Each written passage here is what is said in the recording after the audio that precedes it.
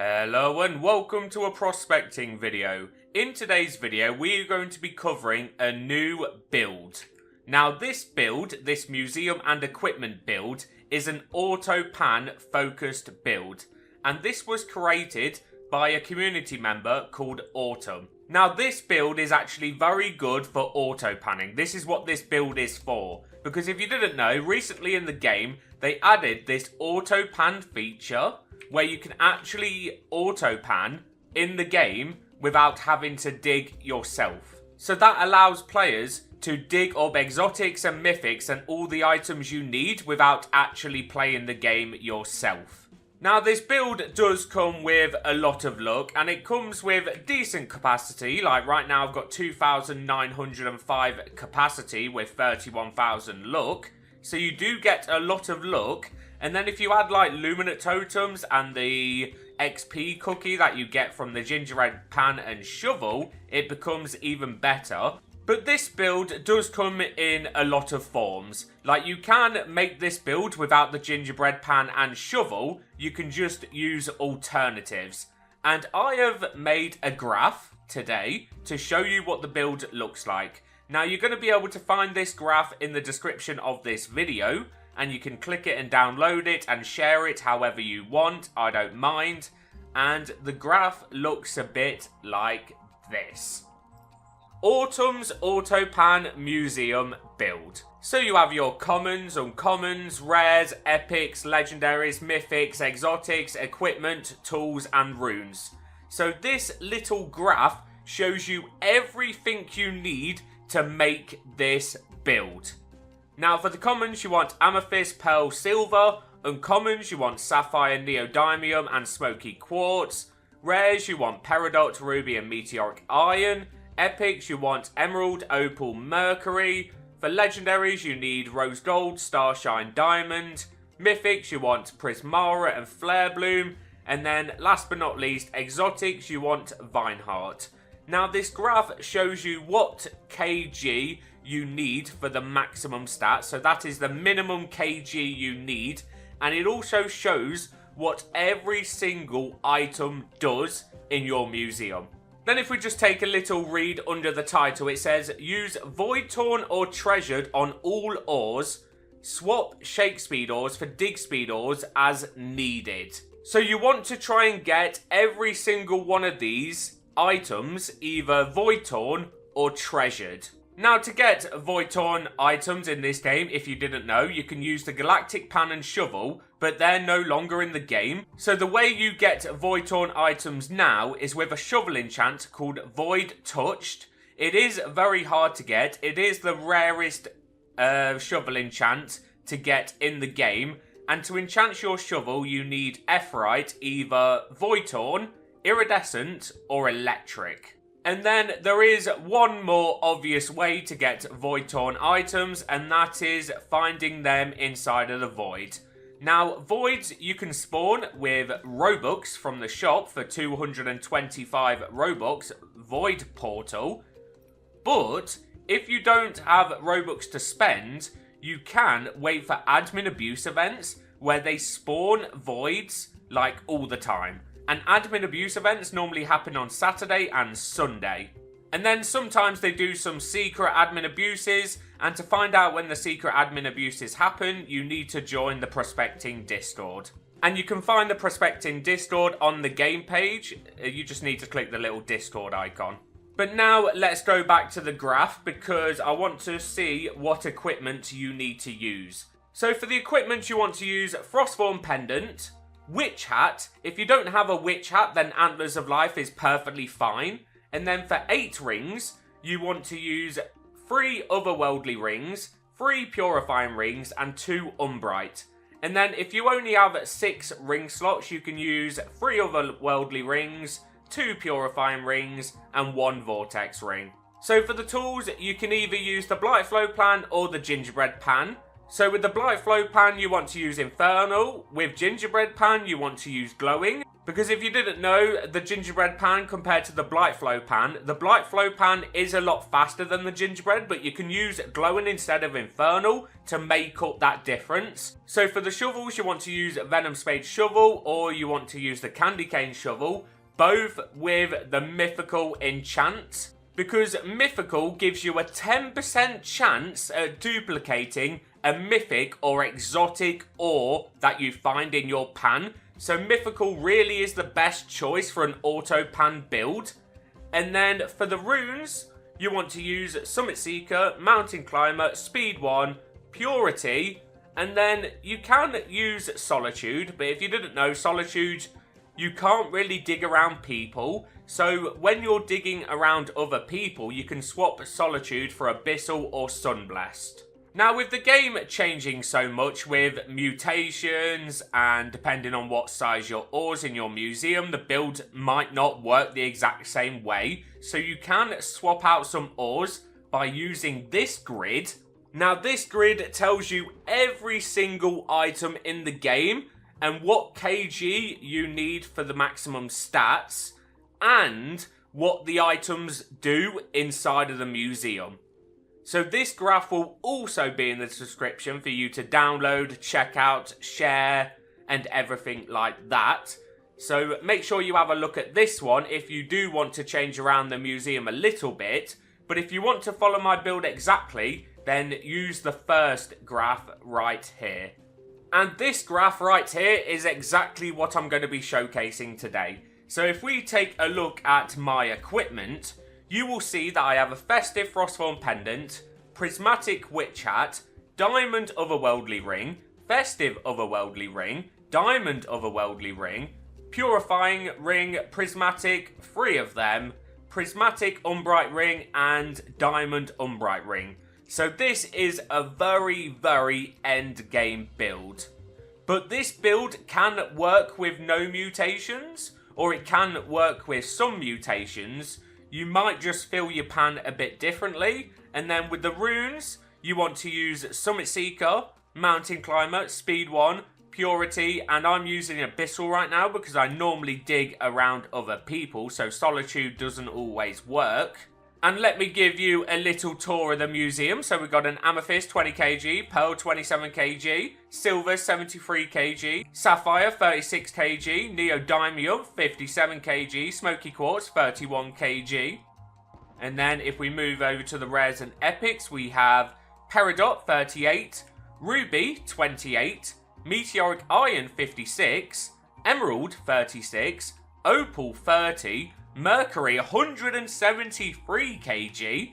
And then let's move on to the legendaries. We have Rose Gold 92 kg, Starshine 44 kg, Diamond 28, Prismara 34, Vineheart 70 kg. That is massive for a Vineheart, by the way.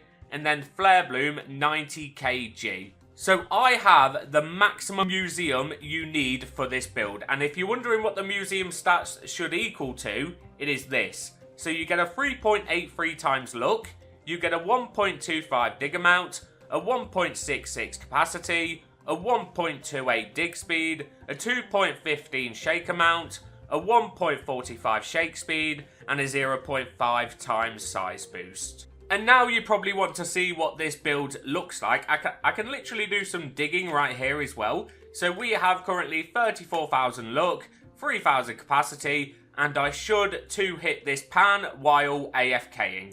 So let's press this auto pan button, and this is what this build looks like.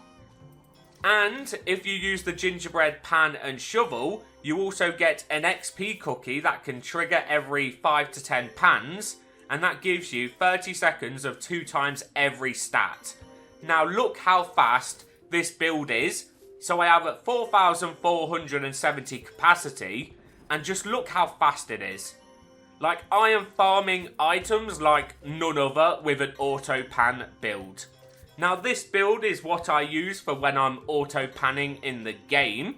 So this build is very, very quick. This build is a 2-hit pan fill. If you're not getting the 2-hit pan fill, then you might need to swap around some mutations. maybe swap around some items in your museum, but you want to try and get a 2-hit pan without totems. Because a lot of the time when you're auto-panning in this game, you're not going to have totems all the time. Like if you auto-pan overnight or if you're auto-panning while you're doing something else in real life, you can literally keep 2-hitting your pan and you shake that amount away in seconds. Like look how fast this build is when I actually get a cookie, even without cookies. So if you're using the Venom Spade shovel and the Blightflow pan, it will still be very quick. But the most optimal ones you want to use is the gingerbread pan and the gingerbread shovel.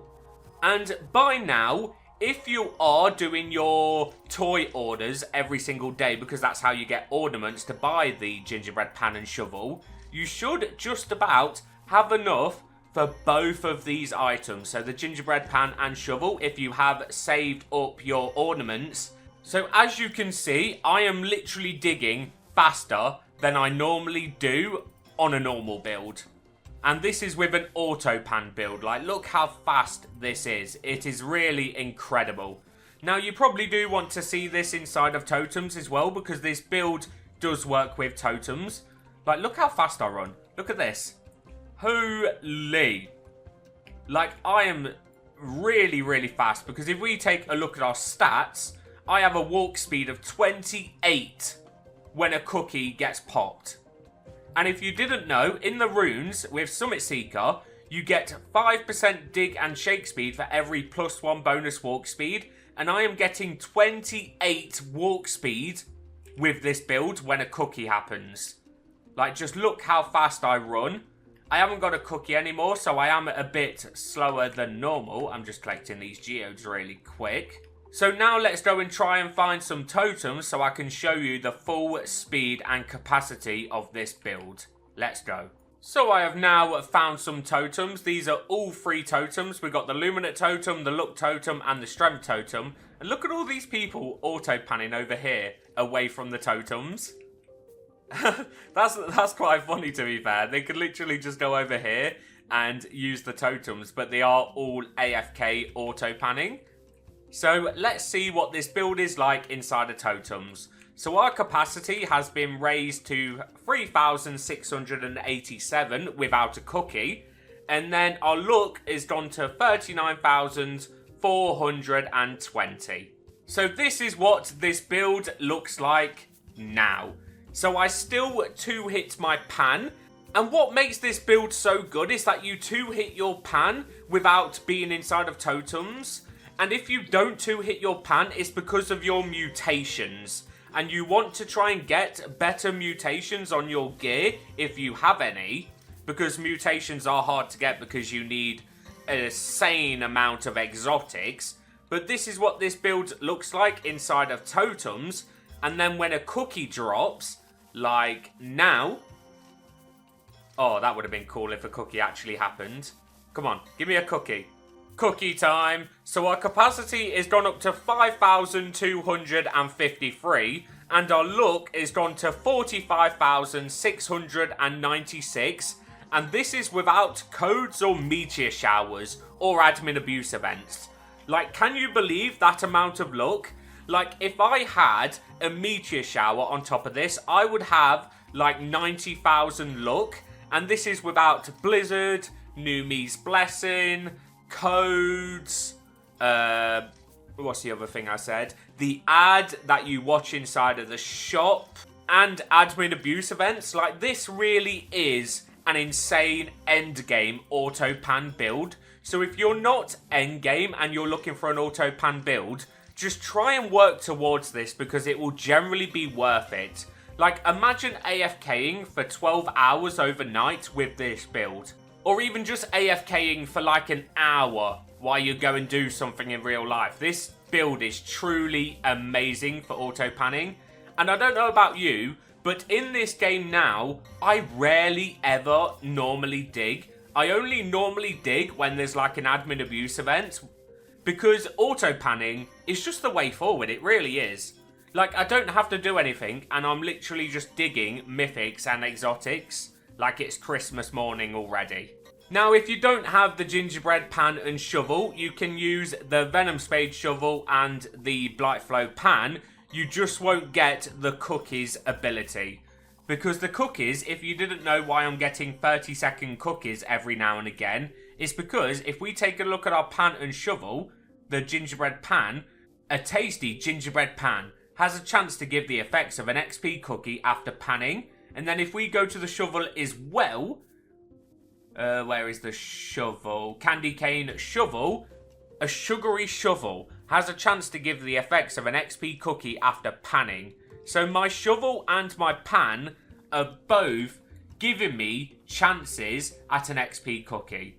So it really is worth trying to get the gingerbread pan and the candy cane shovel. But if you don't, then you can get away with using the blight flow pan and the venom spade shovel as well. And the builds will pretty much work the exact same. It's the same with swapping the witch's hat for the antlers of life. You won't see much of a difference, you really won't.